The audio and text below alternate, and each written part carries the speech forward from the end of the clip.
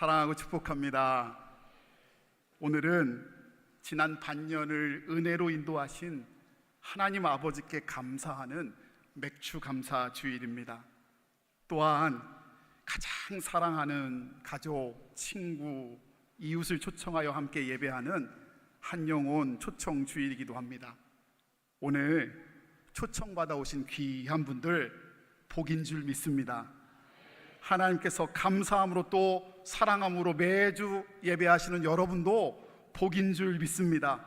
우리 예수님의 이름으로 진심으로 환영하고 축복하는 마음으로 다시 한번 박수했으면 좋겠습니다. 네.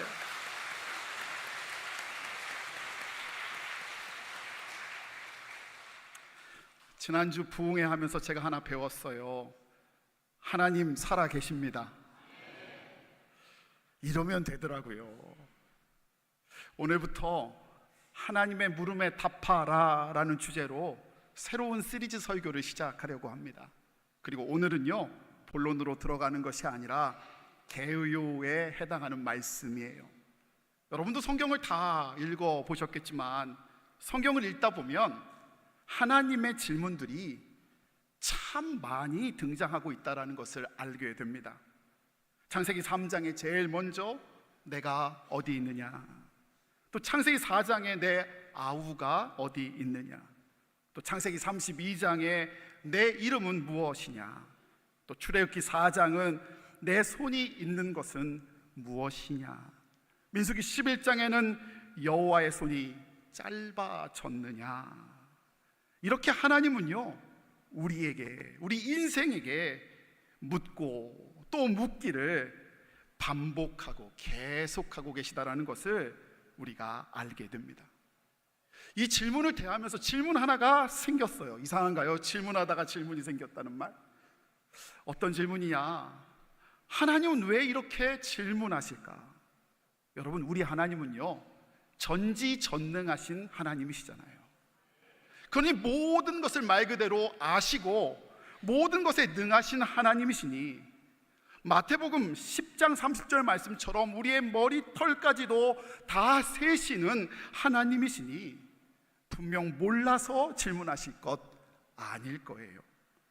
이번 시리즈를 설교를 준비하면서 하나님의 질문에 대한 여러 책을 미리 읽었는데요, 대부분 많은 책들은 그 이유에 대해서 질문에 힘이 있다라고 말하더라고요. 여러분, 질문할 때 적극적인 탐구, 자기 성찰, 그리고 지혜의 발견이 가능하게 된다라는 의미더라고요. 공감이 돼요. 우리가 질문함으로 동기가 자극되니까요. 그런데 기도하고 이 시리즈를 하겠다고 결심한 이유 중에 하나는 그게 전부가 아니더라고요. 그거보다 더한 주님의 분명한 의도가 있고 중요한 신학적인 이유가 있더라고요. 첫 번째, 그 이유가 뭐냐? 하나님이 우리에게 끊임없이 반복해서 질문하시는 이유는요, 다름이 아니라 여기 있는 우리 모두가 언젠가는 반드시 우리의 인생을 통해 하나님의 물음에 답해야 할 때가 온다는 사실이에요. 여러분, 우리가 주님 앞에 설 때가 분명히 있어요. 주님 앞에 설 때에 주님이 우리에게 물으시고 우리는 우리의 살아온 인생을 통해서 우리 주님 앞에, 참 질문자 되신 주님 앞에 인생을 통해 답해야 한다는 거예요. 그런데 우리가 착각하고 있는 것이 있어요. 마치 우리가 질문자이고요, 하나님은 질문에 답하는 자로 늘 착각하며 산다는 거예요. 사랑하는 여러분, 우리 인생의 진정한 질문자는 하나님이시고요, 그리고 우리는 그 질문에 분명하게 답해야 할 줄 믿습니다. 21세기 최고의 영성가인 C.S. 루이스는 그의 저서 피고의 하나님, 피고석의 하나님, God in the Dark 이라는 책에서 이렇게 얘기해요. 초대 교인들은 마치 피고가 재판장에 나아가듯 하나님께 나아갔대요. 무슨 의미예요? 하나님 물어보세요. 하나님께 내가 답하겠습니다. 하나님 요구하세요. 제가 그 인생에 반응하겠습니다 라는 마음으로 나아갔다는 거예요. 그런데 그렇게 믿어야 하는 것이 맞는데 지금 우리의 교회는, 현대 기독교는 어떻게 됐냐? 정확하게 위치가 바뀌었다는 거예요. 누가 재판장에 앉았다고요? 우리가 재판장에 앉아서 하나님을 앉혀놓고 하나님께 따진대요. 하나님, 이게 어떻게 된 거예요? 이 문제가 어떻게 된 거예요? 내게 왜 이런 일이 있지요? 라고 따진다는 거예요. 여러분, 우리는 재판관도 아니고 진정한 질문자가 아니라 하나님이 질문자 되신 줄 믿습니다. 여러분, 예를 들면 이런 거예요. 왜 나에게 이 질병이 주어졌는가? 왜 이 문제가 우리에게 있는가? 여러분, 제가 100% 말할 수 없지만 대부분은요, 여러분이 산 결과예요. 여러분이 만든 욕심의 결과예요. 그런데 문제가 다가오면 우리는 그걸 하나님께 답하라고 요구해요. 그리고 하나님께 해결하라고 갑자기 때를 쓰기 시작해요. 하나님 그거 응답하시기를 기뻐하시는 하나님 맞으세요. 그러나 정말 중요한 건 뭔지 아세요? 지금 그 순간, 우리가 질문하는 그 순간 오히려 하나님이 우리에게 질문하신다고요. 어떻게 해요? 너 그 질병 앞에 이제 어떻게 대답하겠느냐? 너 그 문제 앞에 이제 어떻게 대답하겠느냐라고 물으신다는 거예요. 우리 이렇게도 많이 기도해요. 하나님, 저 사람들은 어떻게 저렇게 고통당하지요? 어떻게 저렇게 죽을 고생을 하는 거지요? 라고 물어요. 하나님, 왜 저들은 구원해 주시지 않으신가요? 라고 질문합니다. 그런데 그때 하나님이 우리에게 똑같이 물으신다고요. 너는 어떻게 안전하고 평안하게 살아가고 있니? 그 이유는 무엇이며 너는 그들을 바라보며 이제 어떻게 대답할 거니? 라고 묻고 계시다는 거예요. 여러분, 이렇게요, 우리가 질문자가 아니라 참 질문자가 하나님이심을 알게 되는 순간 우리는요, 우리의 인생을 바라보는 우리의 눈이 바뀌는 것을 알게 됩니다. 내 욕심, 내 감정, 내 생각으로만 살아가는 삶이 아니라 하나님께 답을 드리는, 우리의 삶을 하나님께 맞춰드리는 인생을 살 수 있습니다. 가장 위대하신 하나님이 우리의 인생을 가장 선하게 그때 인도하시리라 믿습니다. 그래서 오늘 본문 말씀 욥기 38장 3절은요 우리에게 다음과 같이 이야기해 줍니다. 우리 한 목소리로 함께 읽기를 원합니다. 읽습니다. 너는 대장부처럼 허리를 묶고 내가 내게 묻는 것을 대답할지니라. 아멘. 영어 성경에 보면 I will question you, you shall answer me 라고 쓰여져 있어요. 묻겠다는 거예요. 여러분, 성경의 욥이란 사람은요 고난의 대명사예요. 엄청난 고난의 삶을 살았고요, 그가 이해할 수 없는 일이 그에게 닥쳐왔어요. 그래서 지금까지 욥은요 이 고난들에 대해서 하나님께 엄청난 질문을 퍼부었어요. 하나님 답하세요. 하나님 어떻게 된 거예요? 이게 욥기 전반부 내용이에요. 그런데 하나님이 그에게 찾아오셔서 지금 대답하기는커녕 오히려 질문하세요. 욥아, 고난 속에서, 문제 속에서 너가 이제 어떤 삶을 살 것이냐 질문하시며 하나님이 원하시는 삶으로 초청하고 있는 거예요. 그런데 하나님은요 시키기만 하시는 하나님이 아니라 그의 욥이 어려움도 알아요. 쉽지 않고 용기가 필요함도 알고 계세요. 그래서 뭐라고 말씀하시냐? 전반부에 너는 뭐라고요? 대장부처럼 허리를 묶고, 즉 용기네요. 그렇게 대답하라고 말씀하시는 거예요. 사랑하는 성도 여러분, 우리 모두가 하나님의 물음에 답을 드리는 귀하고 복된 삶이 되시기를 간절히 소원합니다. 또 다른 중요한 신학적인 이유가 한 가지 더 있습니다. 하나님이 우리에게 계속 묻고 계시다라는 것은요 바꿔서 이렇게 말할 수 있어요. 하나님이 그 순간에도 함께 계시다라는 의미예요. 하나님이 그 순간에도 우리 가운데 관심을 갖고 계시다는 사실이에요. 우리가 넘어지고 힘들고 아프고 쓰러져 낭망하는 그 순간에도요, 하나님은 우리의 인생을 간섭하여 주셔서 옳은 길, 바른 길로 인도하시겠다라는 말씀이에요.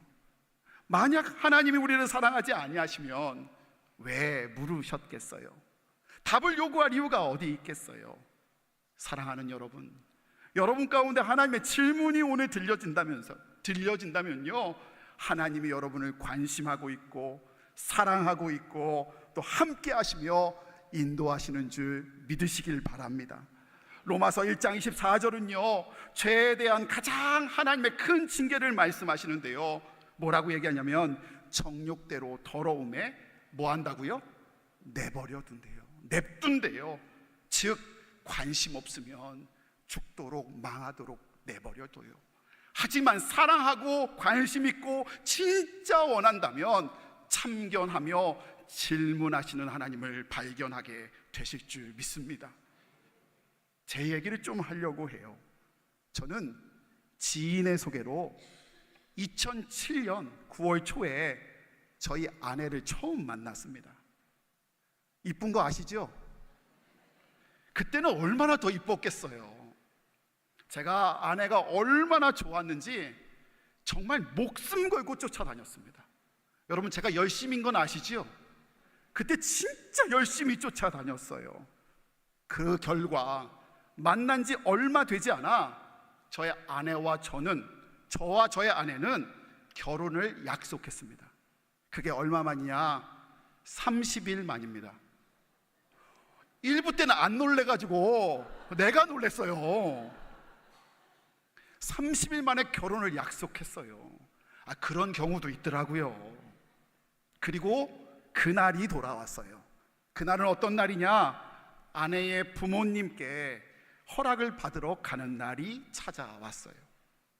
제 기억으로는 서울 삼청동에 있는 한 한정식 식당에서 그분을 만났는데 같이 차를 타고 함께 식당으로 갔어요. 같이 들어가고 있는데요, 저희 장인 장모님은 목회를 하시는 목사님과 사모님이시거든요. 근데 그 목사님이요, 들어가시면서 식당 종업원에게 이렇게 부탁하시는데 그 부탁이 제 귀에 들렸어요. 뭐라고 부탁하셨냐? 이렇게 했어요. 죄송하지만 음식을 30분 후에 가져다 주세요. 이제 그림이 그려지세요? 이제 30분 동안 우리 뭐 해야 되죠? 식탁 놓고 음식도 없이 밥 먹는 것도 불편한데 아무것도 없는 상황에서 넷이 앉아 있는 거예요. 누가 제일 불편할까요?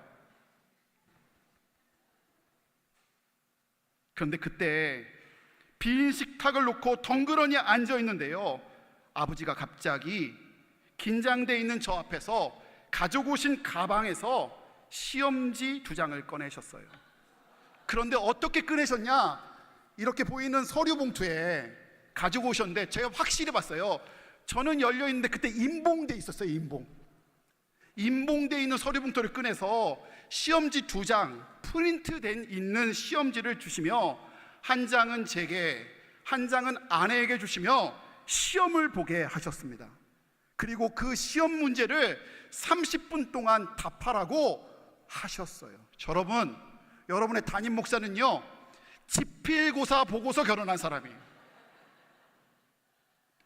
근데 제가 아직 그 시험 문제가 생생히 기억나요.